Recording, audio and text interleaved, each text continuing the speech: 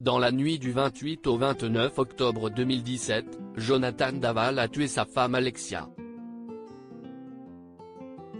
Un meurtre qu'il a avoué plusieurs mois après les faits. Il a ensuite été condamné à une peine de 25 ans de réclusion à l'issue de son procès.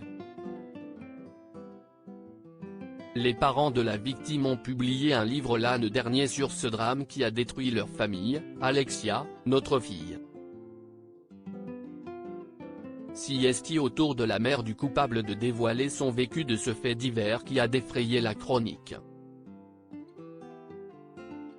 Martine Henry sort ce 17 novembre un livre intitulé Moi, maman de Jonathan aux éditions Michalon.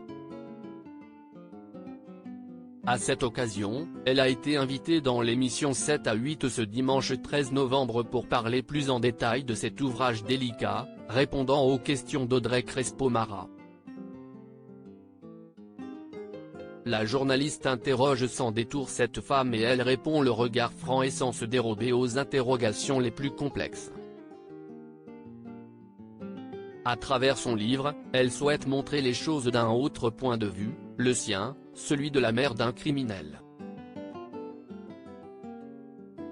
Au cours de cet entretien, Martine Henry assume son soutien pour son enfant qu'elle va voir très régulièrement au parloir. Si elle regrette ne pas avoir réalisé et accepté plus rapidement l'idée que son fils ait commis un terrible crime, elle ne se sent pas responsable de son acte et ne veut pas avoir honte d'être sa mère. Devant les caméras, elle fait aussi un portrait parfois peu flatteur de sa belle-fille défunte, expliquant avoir été mise à l'écart du couple par cette dernière. Puis, Martine Henry est confrontée à une information qui a fait beaucoup de bruit il y a quelques semaines et a été révélée par BFM TV, la relation homosexuelle de Jonathan Daval en prison. Sa mère est catégorique sur le sujet, elle n'y croit pas, non même pas, parce que si est-il raconter ça. Si est-il moi qui lui ai appris en plus. Parce que je l'ai vu à la télé avant d'aller le voir. Ça m'a choqué, je me suis dit, mais qu'est-ce ce qu'il raconte? Ce n'est pas possible.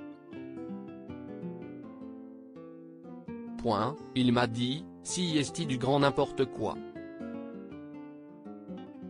Point, non non non, je ne suis pas comme ça. Elle réfute totalement la thèse d'une homosexualité refoulée, si est absurde. Ça a bien été raconté qu'il avait des rapports sexuels avec le papa d'Alexia. Vous y croyez-vous?